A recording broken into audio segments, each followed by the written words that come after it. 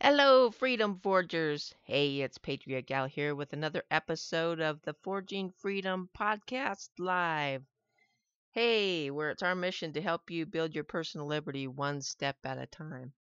Hey, today's Monday, June 26th, and that means another episode of our Wisdom of Our Ancestors, where we read and discuss various historical articles, journals, and books written by those who have forged their freedom in ages past to see what lessons and wisdom we can learn from them. So, welcome everybody. And let's see. Hey, Sandy's Travel Garden Adventures. Nice to see you here. All right. So, let me just give you guys the weekend recap. We did a podcast live on Friday, and let me just tell you what's been going on since then. So it's been another satisfying weekend here at the Forging Freedom Homestead. We had the chicks in the incubator, and they're all hatched out now. And we had about a 2/3 hatching rate. So we ended up with 16 chicks, and we had 8 eggs that didn't hatch. So that's about 2/3 of the eggs that hatched. And we are using the black Australorp rooster that I bought for, I think I bought him for $20. He was like the blue ribbon winner at the county fair, so I thought that was a pretty good bargain. And he's a beautiful looking rooster. And then we've got some Australorp hens that we took some eggs from, and also some white leghorns. And so it's going to be pretty interesting to see what the leghorns look like. I looked at a couple of pictures of people that have done it in the past. It looks like they're going to turn out bigger than a leghorn and white with black spots on them. And so supposed to be really good egg layers still, but still kind of crazy. If you've ever had leghorns, you'll know that they're just kind of a psychotic bird. And I guess they don't lose that psychotic tendency, even though you crossbreed them with the more calm Australorps. Anyway, so I guess they lay a light brown egg, and so that's going to be kind of fun to see. And I may have told you this before, but we're trying to increase the flock a little bit. We lost a few hens this year due to a gate being left open and a neighbor's dog. So two bad combinations there. All right, and so yesterday I spent most of the day helping my daughter move. She has just purchased a home and getting excited to get her garden and get her homestead started. So that was exhausting but satisfying to help her. And then today, well, let's see, it was yesterday morning actually. I went up to check on the baby bunnies and opened up the one pen where there should have been 5 baby bunnies. And the nest was there, the mom was there, but the babies were gone. And I'm looking all over for them, and then I notice a hole in the mesh between the next cage over, and I look at the next mama over, and instead of having the 10 or 12 that she had had had, she now had like 17 in there. So I had to try to take some of those babies and put them back with the mom. But the oddest thing happened, and I've never had this happen. Now these babies are about 3 weeks old, and I've never had this happen before. But I tried to take, I obviously I couldn't tell which babies were which because they're all New Zealand whites, and so they all look alike. But I tried to take some of the babies out and put them back with the mom where they had escaped from, and she viciously tried to attack them. And so they had been probably only out of there since, well, the night before they were all in place. And so she had switched mindsets and had decided that anything that came in that cage, she was now going to attack.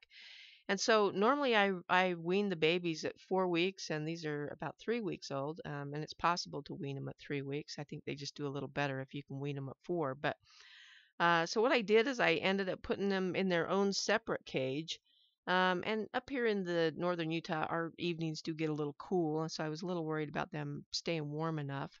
They've been out of the nest box for 2 or 3 days, but um, so what I did is I took some of the babies from the mom that had so many, and I took some of the biggest, healthiest babies out of there and put them with the other ones. So I've got 8 babies in one cage now, and feeding them a lot of fresh stuff. Because honestly, these little babies that I took out to put there, they're almost not tall enough to reach the water nipple. And so what I've found by doing the rabbit tractoring is that if you give them a lot of greens, fresh greens, they don't need as much water as a rabbit in a cage does. So that's the plan. I do have a separate water bottle that I put in there to supplement their water that is down lower, but just in case they can't reach that, that's what we've done. So that's kind of the weekend recap of what's been going on here at the homestead. And now we're just going to move on to a little news item that I saw that I found interesting, and kind of pertains to homesteaders, preppers, that type of thing. Something that you may want to be aware of. It looks like Illinois might be the first state to go bankrupt. No, I'm not kidding. I just can't believe I'm reading that here in the United States. But um, they've been in financial trouble for quite some time. And here's some of the indicators that I've caught in various news sources. It looks like the oh, what's it called? The lotto, the big lotto. Um, the Powerball. Yeah, there we go. The Powerball is pulling out of Illinois, and I guess Moody's or one of the rating systems has rated their state economy. I guess their bond rating, the lowest rating that you can rate. So that's not boding well for them. Another thing that I read is that this was on I read the lotto pulling out story on zerohedge.com, and on a website called mishtalk.com. That's mishtalk.com. They had a copy of a letter that the Illinois state government had sent out to the contractors that are doing road work, road repair, that type of thing, that told them as of June, I believe it was either June 1st or July 1st, they were to cease and desist um, all work on the highway due to funding issues, and that they weren't to do any further work until further notice. And so that doesn't sound too good. And then even the mainstream media, if you can imagine this, CBS ran a segment wondering if Illinois could go bankrupt. So, the reason I'm discussing this is, what does that mean for you if you live in Illinois? And the music, well, it says that seemingly Wyoming is next. I know Wyoming's been hit hard because of the coal mining, the war on coal that was waged, and then also the drop in prices in oil. So I'm hoping they can recover from that. But yeah, people in Wyoming have been suffering. Although I gotta say, Wyoming's one of the freest states you can live in. If you want to live somewhere free and have liberty, Wyoming's a great place to live for that. So anyway, what does this mean if you live in Illinois, or if you live in one of these states that is really struggling? Well, the first thing that you have to do is you have to accept that there's probably not anything you can do to fix the problem. You know, this is a problem that, in many cases, has been brewing for years. A lot of it has to do with pensions that were promised to public employees that were over and above what's sustainable, and so there's really nothing you can do about that. But you have to focus on what you can do. And what I would suggest is to prepare your homestead. And when I say homestead, I don't care if you've got 4,000 acres or 400 square feet. Wherever you live, you can create a homestead, and to the best of your ability. And so prepare your homestead to withstand the fallout. Try to become more resilient and as bulletproof as you can to these outside forces. And that is the whole mission of the Forging Freedom channel, is to try to help people to forge their freedom, be liberty in and of themselves, and to be resilient to these outside forces that sometimes derail us. A lot of that means getting out of debt and growing your own food and things like that. These are all buffers to these outside forces that can derail a person's life. So I'm just going to refresh the channel really quick here. I don't think I'm getting all of your comments, so I'm going to do that real quick. So the third thing I would suggest is to assess how these things could affect you and your family. For instance, if you're a government worker for the state of Illinois, it's a pretty good chance that that's going to affect you. And so you need to be looking at what you can do in case these things happen. If you're planning on a pension from the Illinois state government, I would suggest that you make other plans, because it's probably not going to happen. We saw that in Detroit, that they were offering, 30 cents on the dollar for the pensions, and the union said no, and they said, okay, how about nothing? And so that's kind of where this looks like it could be going. So anyway, I don't want to be like a Debbie Downer here, but I just wanted to mention that. All right, so let's get to the main part of the show. So I mentioned to you guys on Friday during the last live podcast that we had come up with a mission statement of sorts. And I wanted to share that again for those of you who may not have tuned into the Friday show, because it's really relevant to our Wisdom of the Ancestors episode. So let me just quickly read that to you right now. Okay, yeah, here we go. All right, so this is just, kind of it in a nutshell. We believe that the skills and attitudes that foster independence are being lost. And, I really believe that. And I want to focus on the attitude part. The skills are one thing, but a lot of people don't have an attitude of independence now. They're wanting someone to take care of them. And it's really no one's responsibility to take care of you unless you're a little baby or a child. Uh, you should be, you are in this country with these freedoms so that you can take care of yourself. And you have the, what does the Declaration of Independence say? It says that you have the opportunity to pursue happiness, not the guarantee of happiness. And so it's your job to go out and pursue happiness, liberty, and independence. And so, anyway, continuing on. So our mission is to help people rediscover the wisdom of our ancestors and begin to carve out their own personal freedom and liberty and live life on their own terms. While we understand that this means different things to different people, our goal is to show you how we continue to create our own liberty, how others are doing it as well, and inspire you to forge your freedom for yourself, your family, and those around you. And that's what we're really here for, guys.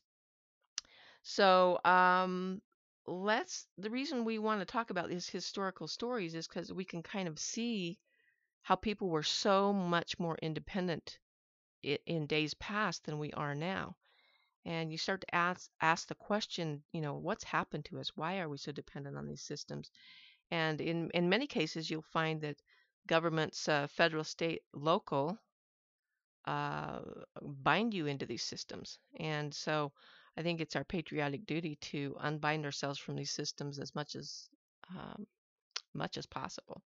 So let's get to the article. This is the title of this one is called Progress. It was printed in the local newspaper here in where I live, called the Ogden Valley News, November 15th, 2016. And it says here in the note that this information is from a historical account of the life of John Thompson Ritter. Came from the book called Swineville to Stringtown. And if you don't know, those are old names for some communities in our area. Life in Eden, Utah, from the family of Hiram Stallings and Nancy Ritter, that was compiled by Ray Wilmot. This setting is from the early 1900s in the Ogden Valley. Okay, so it says, built onto the coal house was a small wooden building called the smokehouse. This is where the meat was cured. First it was trimmed and treated with seasonings. Slabs of ham and bacon were hung on pegs in there. A fire was made of green apple wood and made to smoke for several hours. While the hams and bacon were finishing in the smokehouse, when they were finished in the smokehouse, they were put in flour sacks and hung in the underground cellar for use in the winter. The meat was used for many things, including sausage. The meat from the pig's head became head cheese, which was sliced and used for sandwiches. Now, I got to say, when I was a youngster, my grandfather used to make head cheese, and I didn't really know what it was made out of. I just thought it was wonderful. It was delicious. Grandma used to make us sandwiches out of them. Hey, thanks, Music Well, for posting that our Facebook tribe up there. I appreciate that very, very much. All right, so going on here, it says the feet were scrubbed and pickled. And if in some stores you can still see pickled pig's feet on the shelf. But every single part of it was used. So the fat was boiled to get out all the moisture. The resulting lard was used for frying, pie crust, and anything that needed shortening. Pieces of meat with skin, which were called cracklings, were especially tasty when they were fresh and warm. The cellar was built into the hillside, not far from the house. It was always cold in there. There were shelves built along the side. On the left side, the milk pans were kept. When the new milk was strained, it was put in those large pans. The cream would come to the top and be skimmed off the next day and put in the churn. As soon as the churn was full and the cream was sour, it was turned into butter and molded into pounds to be taken to the store where it would help pay for our groceries. So it's like the barter system, right? So that was really cool to see how our ancestors used to do a lot of things for themselves, but they still had to trade things for the things that they couldn't get or that they couldn't produce. Some of the milk, butter, and cream were kept for our own use. Mother also made cheese. The rest of the milk was given to the pigs.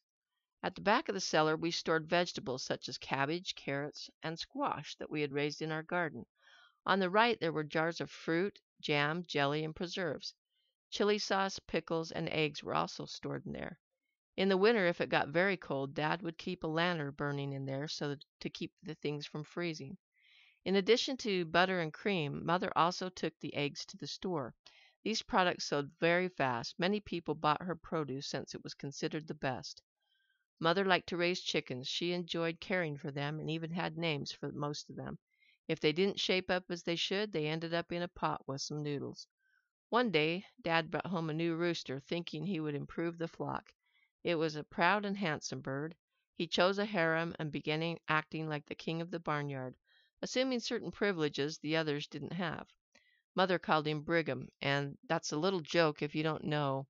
Uh, you know, uh, Here in Utah, there's a lot of Mormons, and Brigham Young was the leader, and he was known to have several wives. So that's kind of a little inside regional joke that I'll let you guys in on.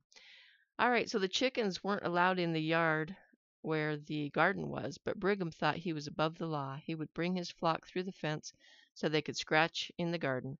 We would shoo them out, but they would soon return. One day Mother heard a loud crowing. When she looked, Brigham had his flock scratching in the garden again, and he was louder than the rest. Mother yelled, "You old buzzard, get out of here." She picked up a rock and threw it at him. It met its mark, and Brigham flopped over dead. He was a tough old bird, but not so tough as Mama. He ended up in a pot with some noodles. On the far side of the coal house was a bunk house, and on a hill above that was a little shack that Jim had built for his rabbits. When he wasn't around, we played there. There were also two barns, one for horses and the other for cows and hay. The hay was in a loft, which we also liked to use for our games. Dad didn't like us to play there. We would put on plays and circuses and do all kinds of stunts when Dad was away. He was he was in the hay and the grain business, and he often took a load of hay to Ogden for people who owned stables. One day we were in the middle of our circus act when we heard him drive into the yard. We grabbed our equipment and costumes and climbed down the ladder. We dashed to the railroad tracks, to the sheep pen, and back to the house before he got the horses put away. One rainy evening in September, Mother wasn't feeling well, so we got our own supper. We were still eating when Dad told us to get on our coats and go over to Grandmother's. She wanted us to spend the night. She usually didn't take more than one of us at a time, but when Dad said to do something, we just did it. When we got back in the morning, we had a real surprise.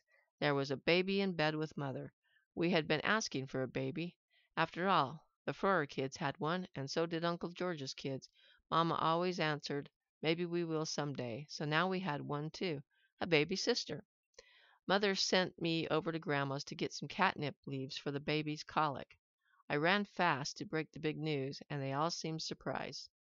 The new baby was named Florence, after Dad's half-sister, and we called her Flossie. Flossie Gertrude. Let's see, Flossie. Gertrude had been named for his other half-sister. Howard had been named after President Taft, and Jim after our Uncle Jim. Howard named Anne after hearing the song Annie Laurie. I never knew where they came up with the names Maud and Beulah. I'm kind of glad they don't use Maud and Beulah anymore. If your name's Maud or Beulah, I'm sorry. I love you.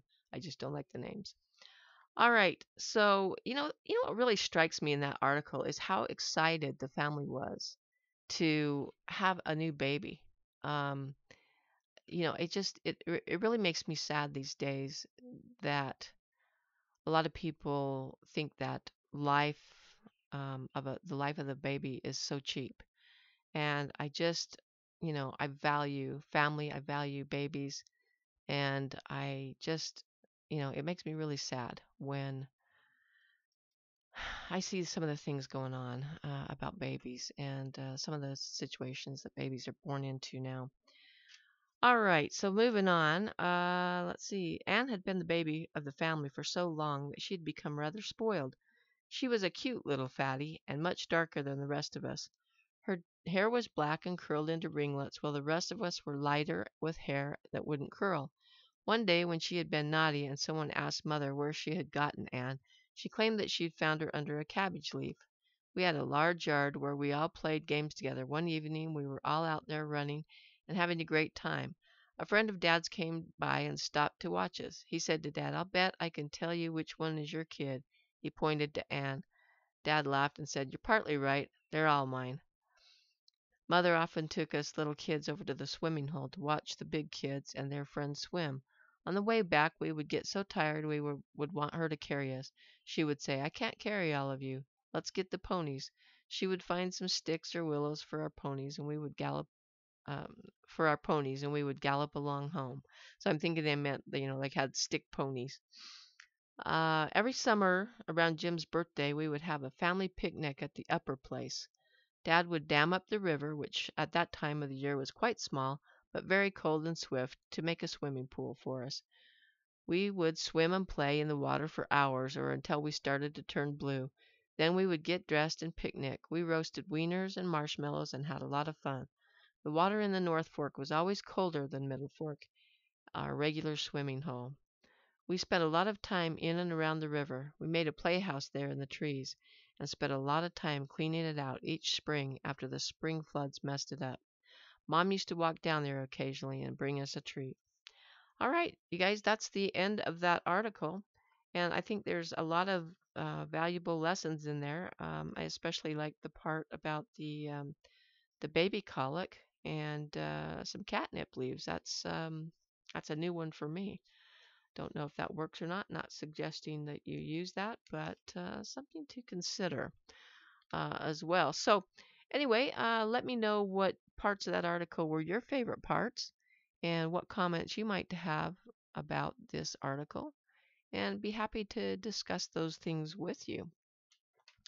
Um, Also, if you haven't subscribed yet and you like what we're doing here at the Forging Freedom podcast, please hit the like button and make sure you're subscribed. And if you know someone who likes this kind of stuff, please help us by sharing the channel with them.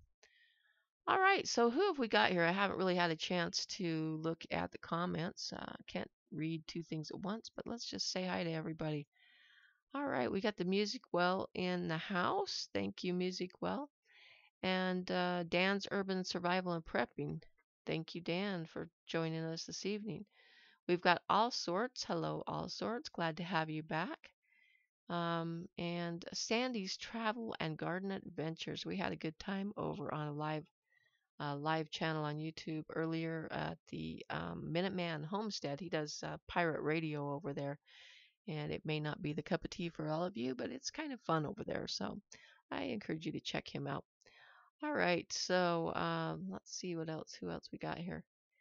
You guys, I'm just going to refresh my page here. You guys chat in, say hi, let me know that you can hear me okay. Says that the stream is in good shape. And let me know what you guys want to talk about. Some things that have been going on in your homestead. What's the weather like? Have you been having any challenges? Yeah, don't stay in the water after you're blue unless you're from a family of Smurfs.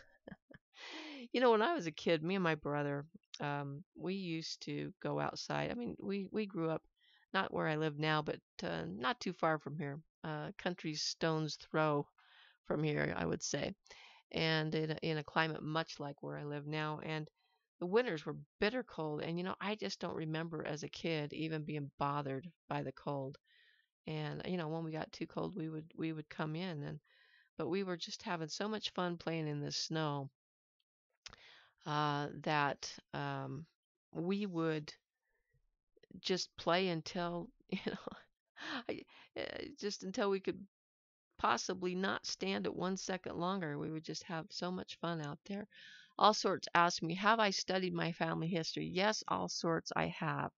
I've got a very interesting family history.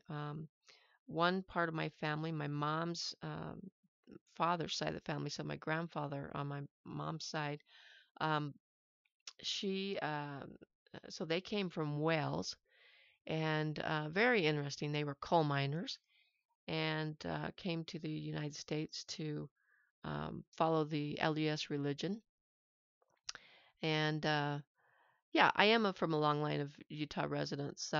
You know, they were um, many of them immigrated to Utah from um, Europe to come out and be members of the LDS Church, the Mormon Church out here. And so, yes, I am a Utah native and have deep roots in Utah.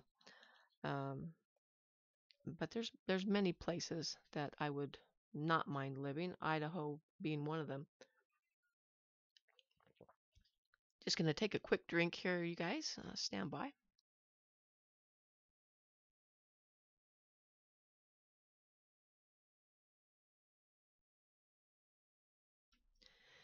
And Pacific Permaculture, I appreciate you stopping by. Um,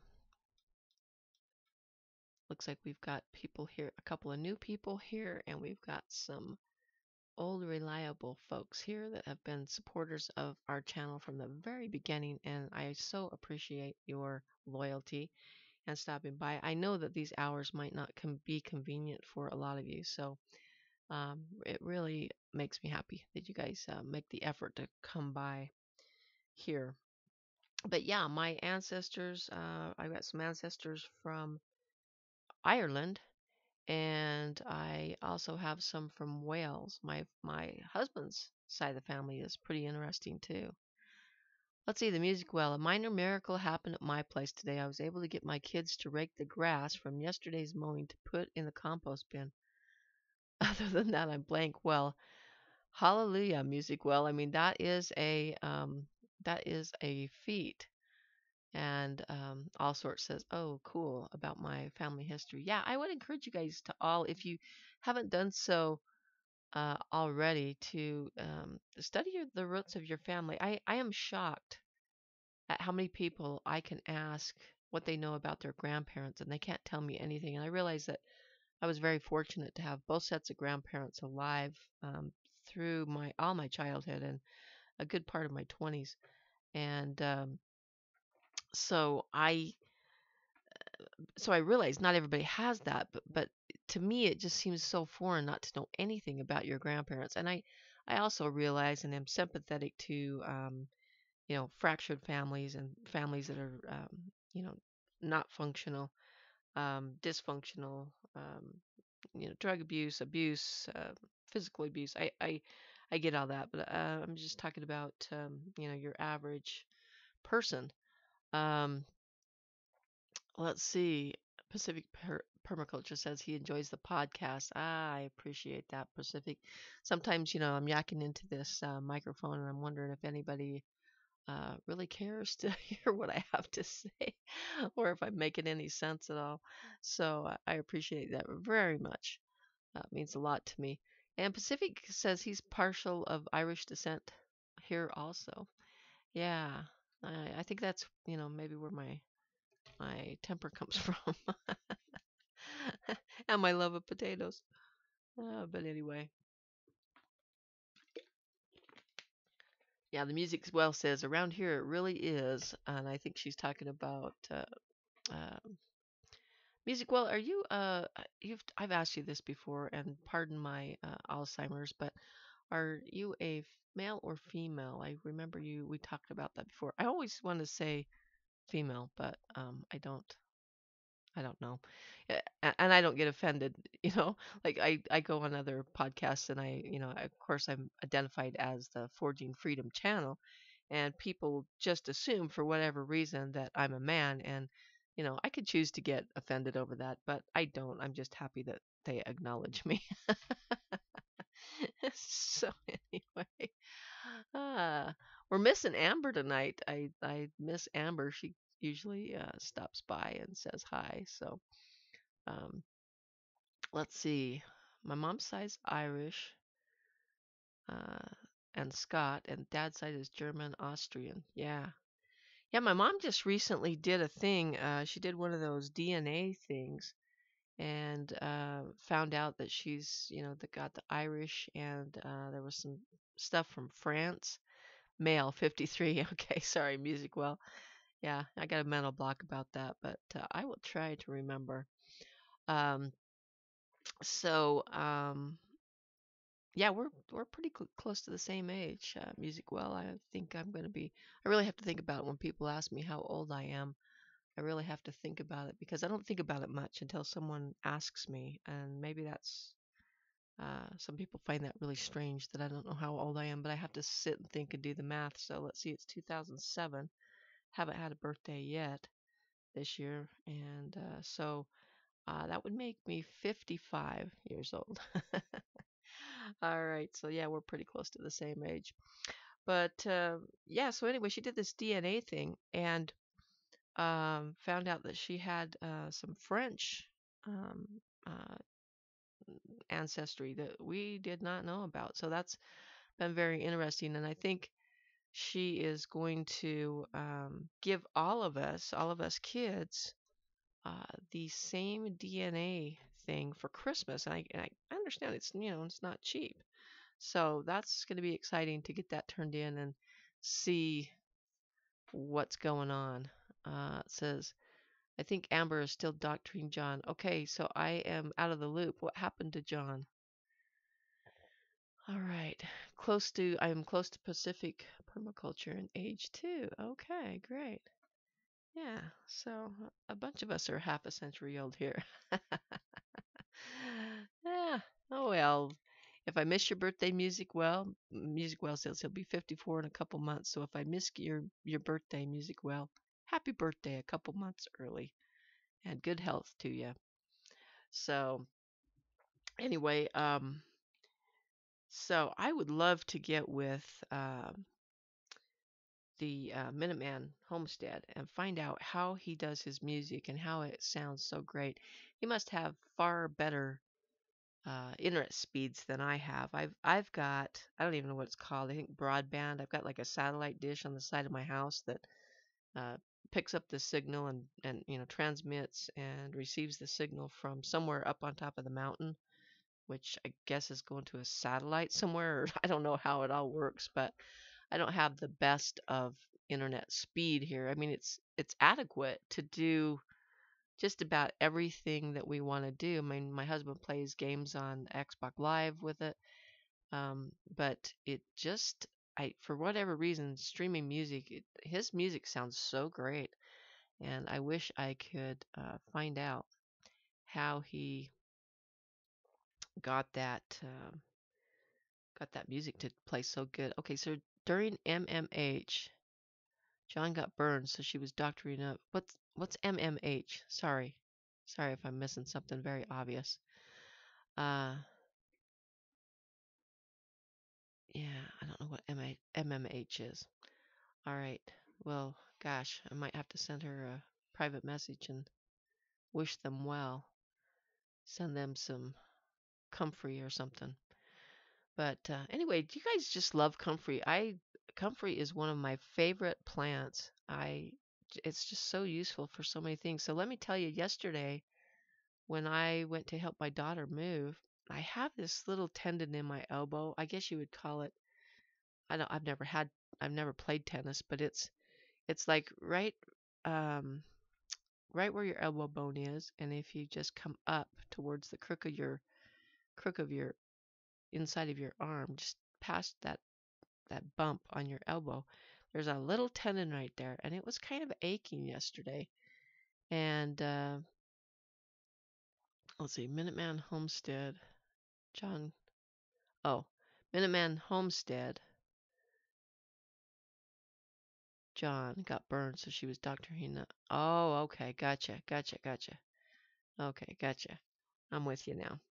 All right, so anyway, that little tendon was really kind of, it aches once in a while, but nothing really serious. But after helping her move, I wrapped up because I said I was done about 10 p.m. And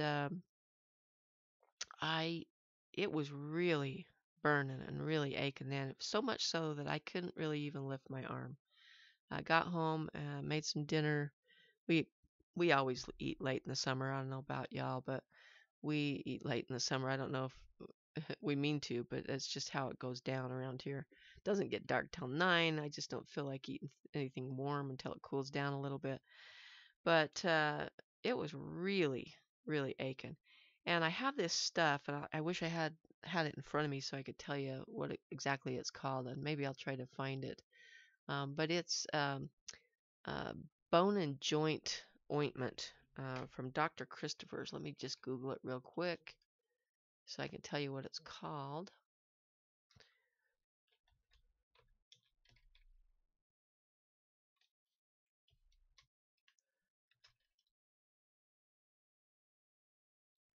I'm looking. I am looking. Can't type.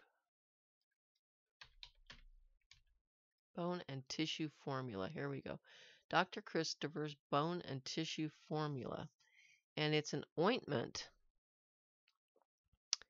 Let's see. I'm looking at some pills here, but it's an ointment. There we go.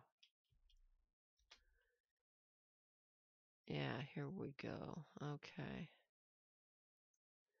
And let me see if I can tell you what's in it, but I know that comfrey is one of the main things in there. And comfrey is also known as bone knit, and it's good for healing your skin. You don't ever want to put it on a deep cut because if you have any infection there, it can heal your skin so fast that it can trap the infection in there. So, but for an abrasion or deep muscle or deep tendon ligament type pains, this stuff is just amazing.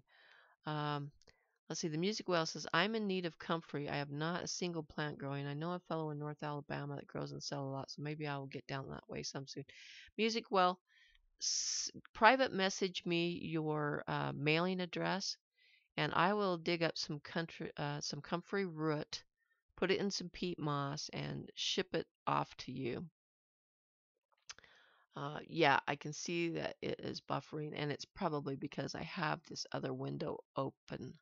So I will look up the Dr. Christopher's stuff and maybe put the ingredients on there or put a link to the Dr. Christopher stuff in the show notes for this evening. But I got to say, I put that stuff on last night. I took a couple of Advil, went to bed, and this morning I was feeling fine.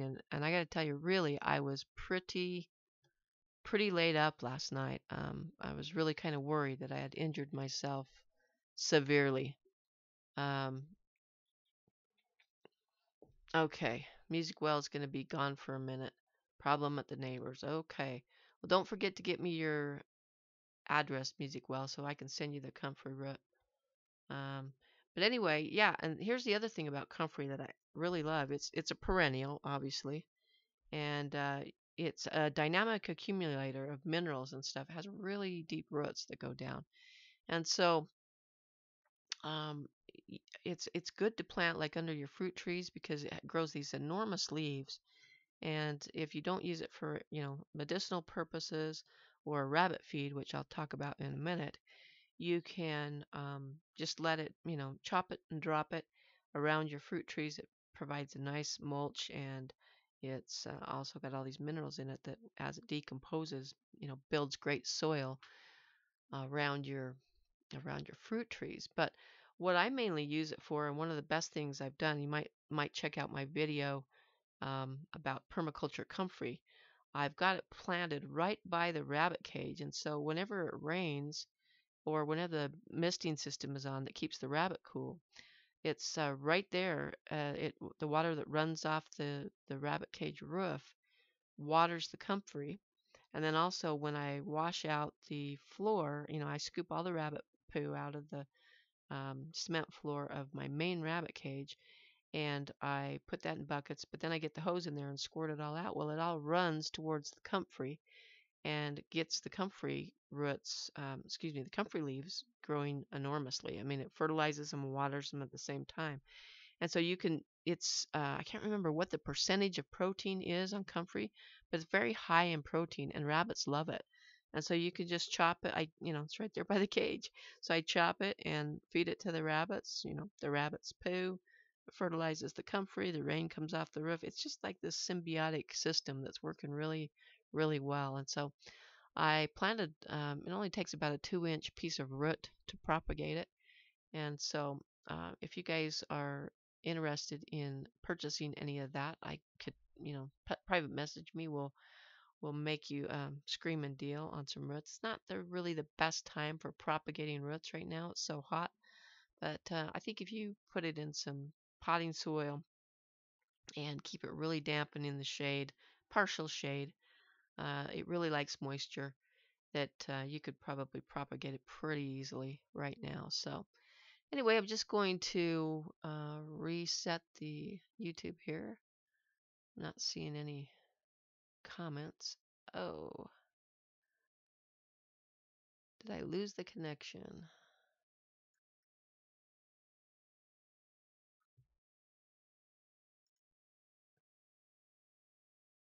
I hope you guys are still there. Just checking my connections here.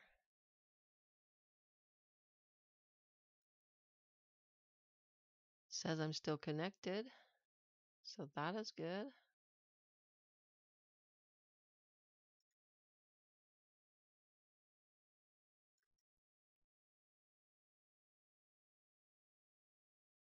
Okay, I think I'm back.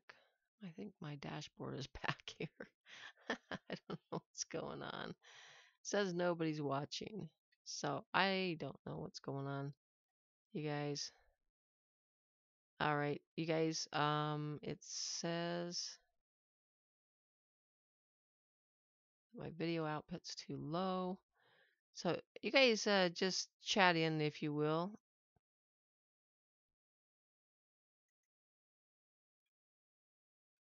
If you guys can hear me, I know I'm buffering, but if you guys can say, just chat in something, yes, you can hear me, something like that, so I can make sure that I'm still reaching you guys, that would be great. Okay, Sandy says I'm here. Perfect. All right, so things just went kind of wonky on my end. The whole screen just disappeared, and I didn't know if you guys were still with me or not. But yeah, so the comfrey has been great. You can dry it, mix it, in a powder. You can make ointments with it. Um, this Dr. Christopher stuff has actually some other things in it that help your bones and tissue, and so I've been quite impressed with it. Now, I'm no medical doctor. I'm not giving anybody medical advice here, but I just got to say that it's been working for me, and pretty happy about how easy the plant is to propagate it. So anyway, what else is going on, guys? What have you been up to, Pacific Permaculture? I know you've always got something going. Tell us what's been going on with you. I know Sandy's going on a trip. I saw that in another chat she was on.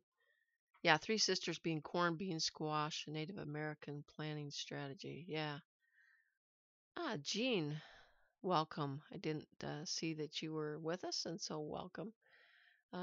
Yeah, I'm really you guys are I'm just getting those messages right now that that you can hear me and that I'm sounding good.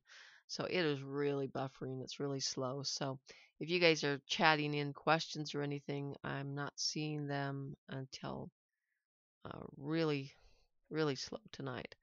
So I even kicked the husband off of all of the internet items so that I could have the full shields, full shield strength. But anyway, well, I hope you guys like these stories. I hope you find them useful. I love to read about people's their sellers, the root sellers, and the way they used to do things. I'll tell you something that was new for me is that they used green apple wood to smoke the pork. Now, I've done my share of smoking, but we always use, dried wood. I've never used any green wood. So maybe that's just all they had, or maybe that was the preferred way of doing it. I do know that when you burn green wood, it produces a lot more smoke than, regular wood. So, regular cured and dried wood. So, Sandy says she did lots of food preserving this weekend. Oh, you guys must, Sandy, you must live somewhere um, in a zone 7 or 8 to be harvesting so soon. We are in zone 5 up here, sometimes zone 4. I just barely started picking some strawberries and some uh, I planted the dwarf gray sugar peas, so they're the ones you use for the pea pods for stir fries, and just started harvesting some of those. Gonna harvest my first beets probably this evening for dinner. Planted the golden beets, and I'm pretty excited about the golden beets because these seeds are from golden beets that I saved and planted and replanted into the garden last year and collected the seeds off of. And so these are seeds that I produced here on the homestead, and now we're going to eat the vegetables from those seeds. So there's just something very satisfying about that, and I'm pretty excited to give them a try. We did start the beets indoors these days. This year, these days. I'm getting a little tired, can you tell? So yeah, we started the beets indoors and planted them as plugs. And kind of a little happy accident about that is the plants got a little leggy inside the house, even though I had them under grow lights. But so I ended up planting them quite deep.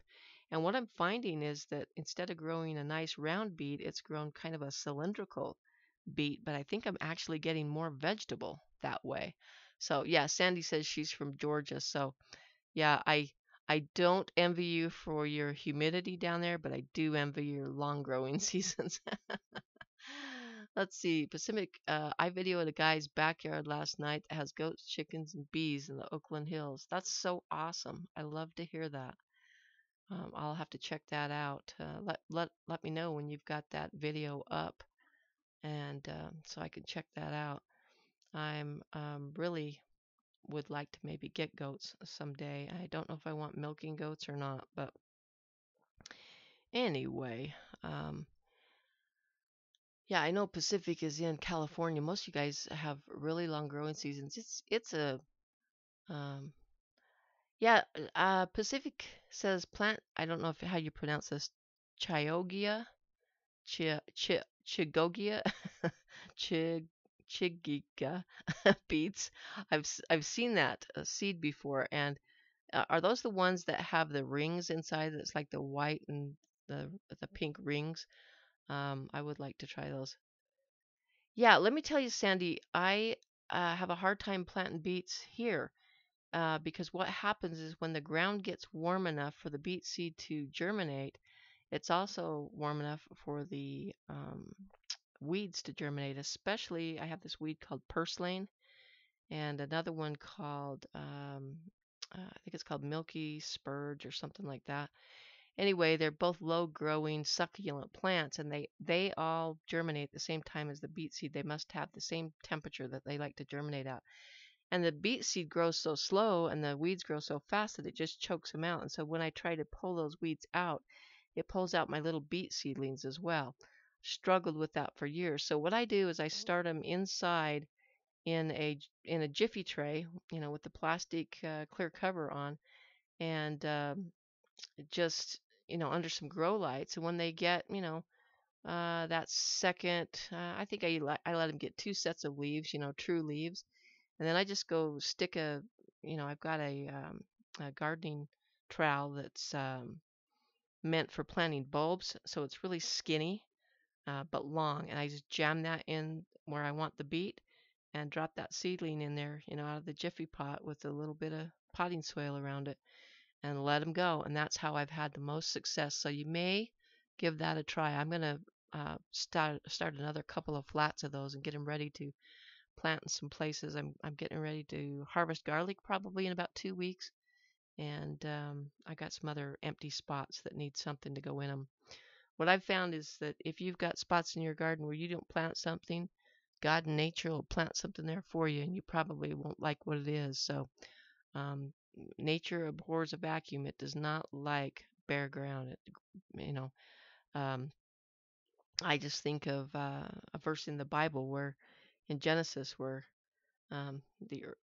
God commanded the earth to go forth and multiply, and the earth, unlike humans, obeys His command, and it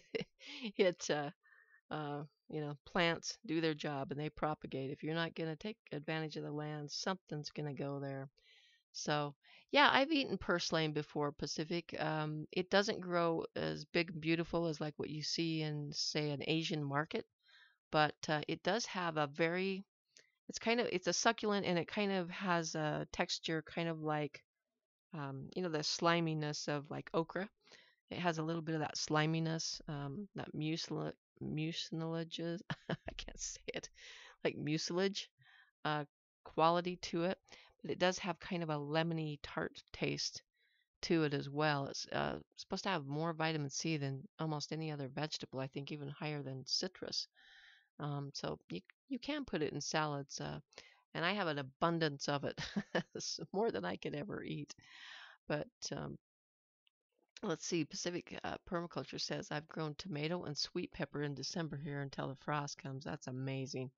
See, I've had a frost at the end of August before. Now our average first frost date is about the third week in September, but every once in a while we'll get a year that just surprises us, and you'll just get that one frost in August, towards the end of August that you weren't expecting, and then it'll be beautiful summer weather for another month. It's super frustrating.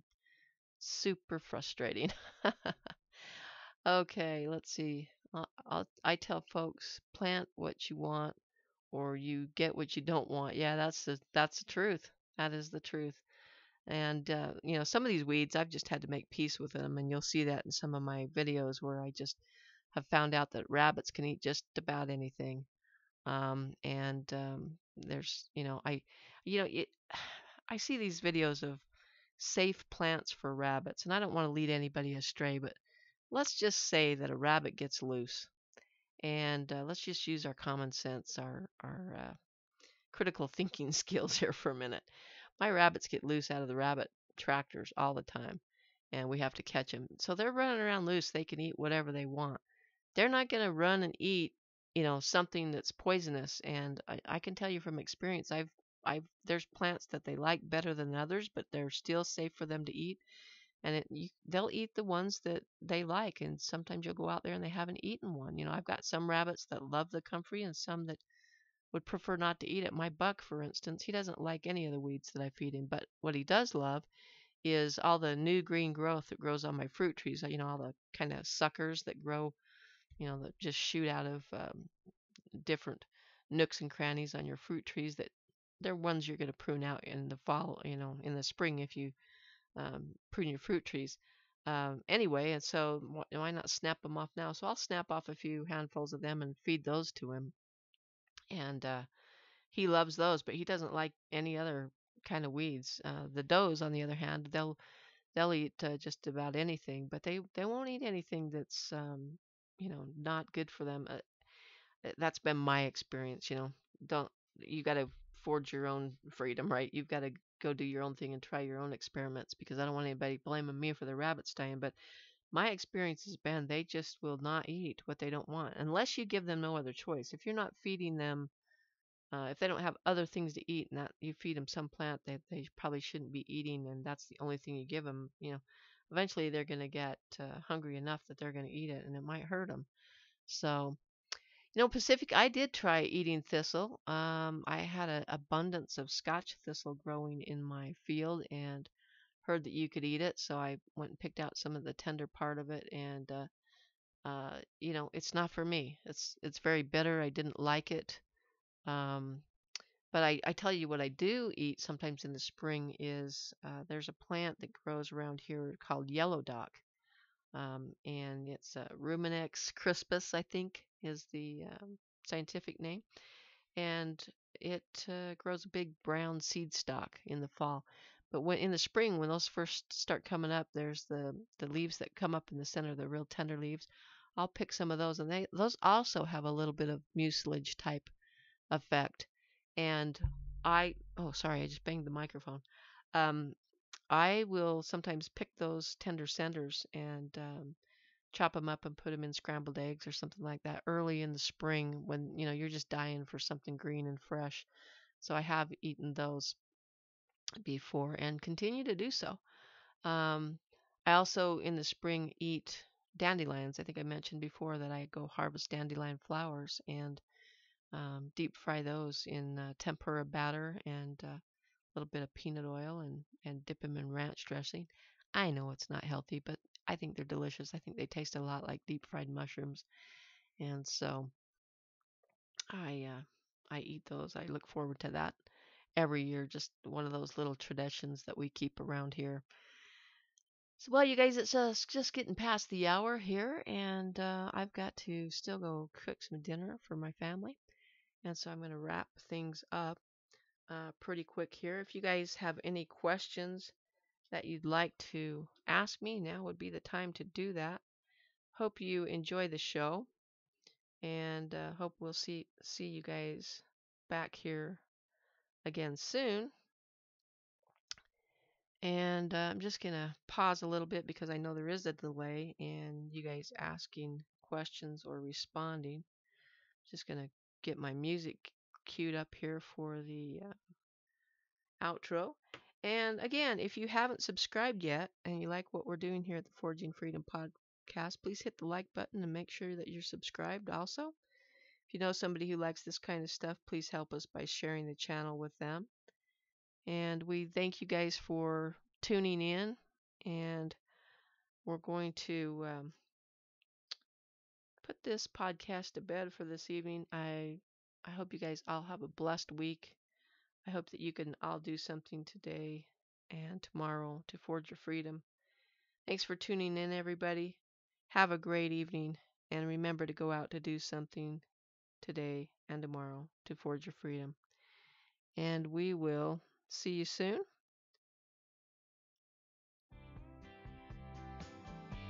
God bless everybody. Have a good evening.